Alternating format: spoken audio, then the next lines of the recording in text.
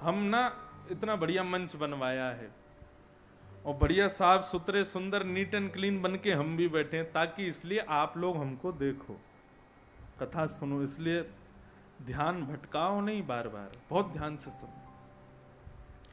आज का मानव जिसको कल्याण कहता है, धन होना, पत्नी होना, बच्चे होना, घर होना, व्यापार होना, बहुत पैसा होना, बहुत सारी गाड़ियां होना, अगर इसको कल्याण कहते हो तो ये सब कुछ रावण के पास था। धन भी था, सोने की लंका नगरी थी उसकी। ऐसा नहीं है कि रावण का छोटा सा महल था, बाकी की नगरी में लोग रहते थे। रावण का पूरी नगरी थी, उस नगरी पे रेंट पे लोग रहते थे, उसका तो पूरी लंका ही उसकी थी। शरीर, महाराज शरीर ऐसा था कि जब रावण चलता था तो बड़े बड़े मल्ल, बड़े बड़े योद्धा, बड़े बड़े पराक्रमी छुप करके बैठ जाते थे, रावण आ रहा है। हमारे पूज्य नाना जी, मेरे पूज्य नाना जी पंडित श्री कृष्णलाल शास्त्री, जिन्होंने भागवत और रामायण आदि के बचपन से मुझे कई कथाएं सुनाई, वे एक जगह वर्णन भी कर रहे थे। बोले रावण ऐसा नहीं था जैसा आजकल सीरियलों में दिखाते हैं, मोटा ताजा बुरा सा, नहीं, बहुत स्वरूपमान भी था। रावण का स्वरूप भी अच्छा था।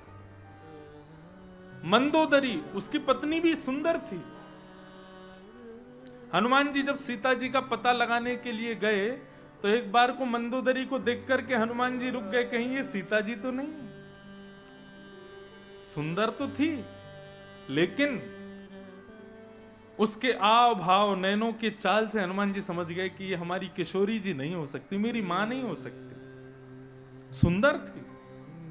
रावण के पास धन था, रावण के पास सुंदर पत्नी थी, उसका सुंदर शरीर था, स्वरूप था, उसके बच्चे एक से बढ़कर के एक।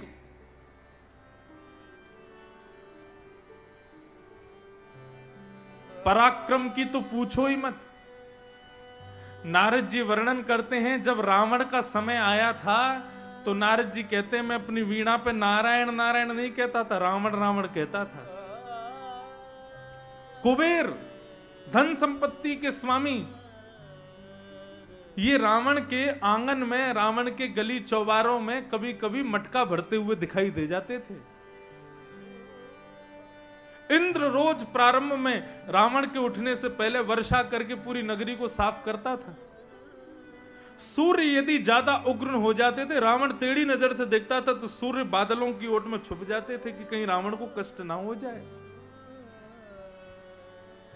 अरे कहां तक कहें, रावण का इतना पराक्रम था कि अमावस्या के दिन यदि उसको चंद्रमा देखना है तो अमावस्या को चंद्रमा प्रकट होएगा। ये रावण का पराक्रम था। लेकिन क्या रहा, सब उपलब्धियां प्राप्त करने के बाद भी मनश्रेण लग्नम राम चरणार विंदम, उसका मन नहीं था श्री रघुनाथ जी के चरणार विंदों में। नगरी क्षण भर में जल गई, पराक्रम क्षण भर में नष्ट। हम तो एक बुद्धि वाले, उसके 10 बुद्धियां थी, सब खत्म। हम जिसको उपलब्धि बोलते हैं, हम आज के जमाने में जिसको सक्सेस बोलते हैं, वो सब रावण के पास था। लेकिन उसके पास में राम जी के चरणों की भक्ति नहीं थी।